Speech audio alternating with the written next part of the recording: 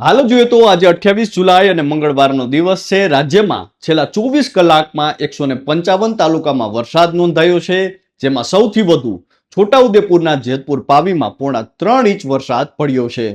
ત્યારે અમારી સાથેની વાતચીતમાં હવામાન નિષ્ણાંત પરેશભાઈ ગોસ્વામીએ જણાવ્યું છે કે બંગાળની ખાડીની મજબૂત સિસ્ટમ સતત ગુજરાત તરફ આવી રહી છે અને તેના કારણે રાજ્યના આ જિલ્લાઓમાં મેઘ તાંડવ થશે। આ ઉપરાંત હવામાન વિભાગે પણ નવી આગાહી જાહેર કરતા પરમ દિવસથી રાજ્યના અનેક વિસ્તારોમાં ફરી ભારેથી અતિ ભારે વરસાદની આગાહી જાહેર કરી છે। ત્યારે સૌપ્રથમ તો આપના વિસ્તારમાં કેવો વરસાદ જોવા મળી રહ્યો છે તે અને ખેતી કે પાકને લઈ આપને મૂંઝવતો કોઈ પણ પ્રશ્ન હોય તો તે કોમેન્ટ કરીને અમને જરૂરથી જણાવજો। આપનો પ્રશ્ન અમે હવામાન નિષ્ણાંત પરેશભાઈ ગોસ્વામી સુધી પહોંચાડવાનો અવશ્ય પ્રયાસ કરીશું।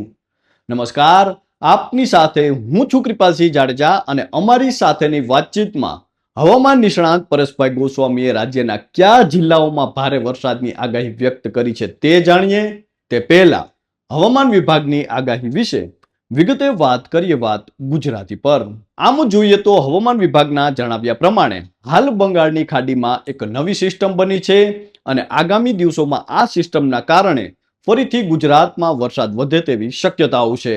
હવામાન વિભાગે પણ ફરીથી ગુજરાતમાં ભારે વરસાદની આગાહી કરી છે। બંગાળની ખાડીમાં બનેલી આ સિસ્ટમ ખૂબ જ મજબૂત બનીને એક ડીપ ડિપ્રેશનમાં ફેરવાઈ ચૂકી છે અને હવે આ સિસ્ટમ ઓડિશા પરથી આગળ વધીને મધ્ય ભારત પર આવે અને ત્યારબાદ આ સિસ્ટમ ગુજરાત તરફ આવે તેવી સંભાવના છે અને તેના કારણે આ મહિનાના અંત સુધીમાં કેટલાક વિસ્તારોમાં ફરી ભારેથી અતિ ભારે વરસાદની શરૂઆત થવાની સંભાવના હવામાન વિભાગ દ્વારા વ્યક્ત કરાઈ છે।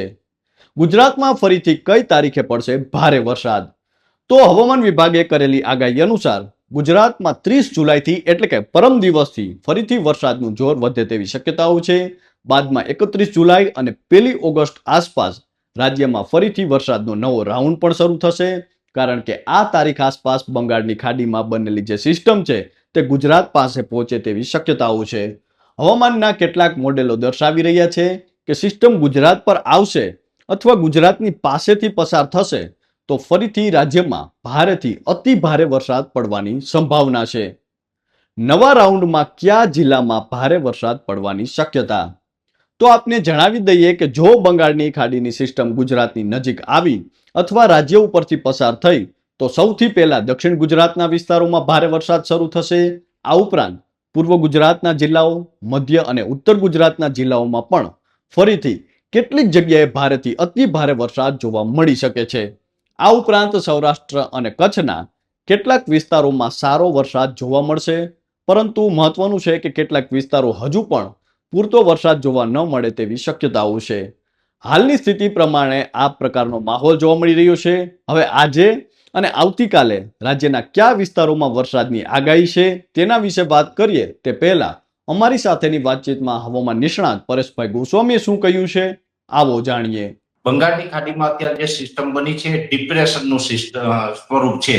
હવે ડિપ્રેશન સ્વરૂપમાં કોઈ સિસ્ટમ હોય તે ખૂબ મજબૂત કહેવામાં આવે છે અને ડિપ્રેશન કોઈ પણ વિસ્તાર ઉપરથી પસાર થાય તો જળ પ્રલય થઈ જાય, અતિવૃષ્ટિ થઈ જાય, આટલી મજબૂત સિસ્ટમ કહેવાય છે। જો કે એ સિસ્ટમથી ગુજરાત પહોંચે ત્યાં સુધીમાં લગભગ ઘણી બધી નબળી પડશે। નબળી પડશે તો પણ વેલમાર્ક લો પ્રેશર હશે। જેવી રીતે આ જુલાઈમાં છેલ્લા અઠવાડિયામાં જે આપણે છેલ્લા 4-5 દિવસ પહેલા જે વરસાદ જોયા એ વેલમાર્ક લો પ્રેશરને કારણે પડ્યા હતા। વેલમાર્ક લો પ્રેશરમાં કેવા વરસાદ પડે એ તો ગુજરાતે જોયું છે। તો એવી જ રીતનું આજે હતી એટલી જ મજબૂત સિસ્ટમ છે એ બંગાળની ખાડી તરફથી આવશે ને 31 તારીખે ગુજરાતમાં પ્રવેશ કરી જશે। 31 તારીખે ગુજરાતમાં પ્રવેશ કરશે એટલે અત્યારે બંગાળની ખાડીમાં છે ત્યાંથી સતત પશ્ચિમ દિશા તરફ ગતિ કરશે એટલે મધ્યપ્રદેશમાં આવશે, મધ્યપ્રદેશમાંથી પછી એ ગુજરાત તરફ આવશે। હવે એવું પણ બની શકે કે ગુજરાત આવતા આવતા ઘણી વખત સિસ્ટમ નબળી પડે, પણ જો એનો શિયર ઝોન મજબૂત રીતે અરબ સાગર સુધી લંબાઈ જાય તો ગુજરાત ઉપર આવેલી સિસ્ટમ વધુ મજબૂત બનશે। અને જોગાનું જોગ વાત એ છે કે ગયા ઓગસ્ટમાં એ વસ્તુ આપણે બની હતી।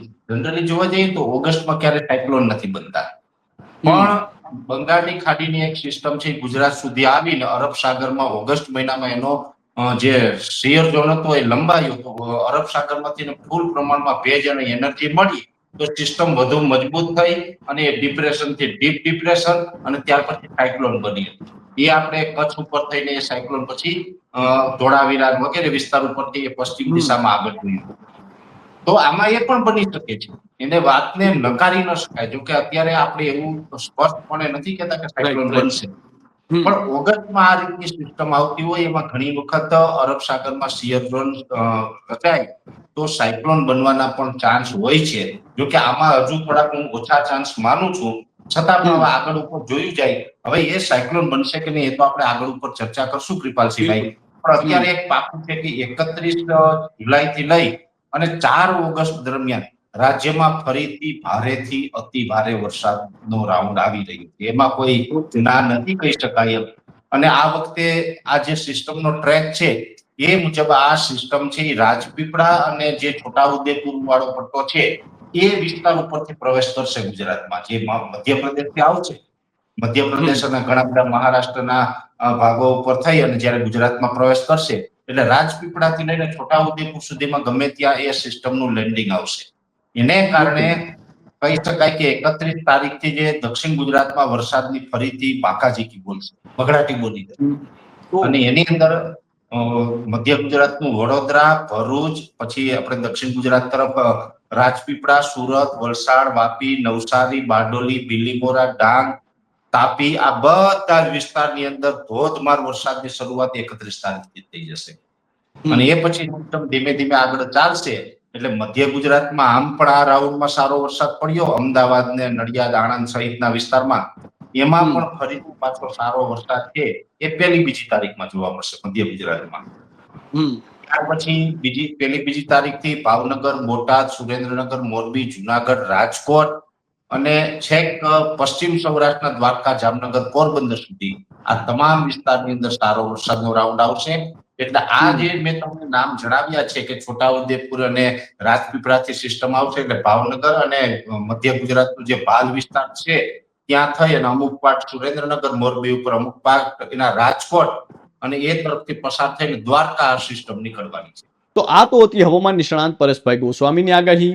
હવે હવામાન વિભાગની આગાહી વિશે જો વાત કરીએ તો હવામાન વિભાગ દ્વારા આજે અને આવતીકાલે રાજ્યના સુરત, તાપી, ડાંગ, નવસારી, વલસાડ, દમણ અને દાદરા નગર હવેલીમાં છૂટાછવાયા સ્થળોએ ભારે વરસાદને લઈ યલો એલર્ટ જાહેર કર્યું છે. ત્યારબાદ પરમ દિવસથી રાજ્યમાં ફરી વરસાદનું જોર વધે તેવી શક્યતાઓ છે. તો આ તો હતી હવામાન વિભાગની આગાહી, હવામાન નિષ્ણાંત પરેશભાઈ ગોસ્વામીની આગાહી. અને તેમની આગાહી પ્રમાણે જોઈએ તો 2-3 દિવસ બાદ રાજ્યમાં ફરીથી વરસાદી માહોલ જામશે. અનેક વિસ્તારોમાં ભારેથી અતિ ભારે વરસાદની શક્યતાઓ છે. ખાસ કરીને સૌરાષ્ટ્રના જે બાકીના વિસ્તારો છે પરેશભાઈ ત્યાં પણ સારા વરસાદની શક્યતાઓ વ્યક્ત કરી છે. અને આ સિસ્ટમ જે છે તે અત્યારે સતત આગળ વધી રહી છે. તો હાલ બસ આટલું જ. ફરી મળતા રહીશું વાત ગુજરાતી પર.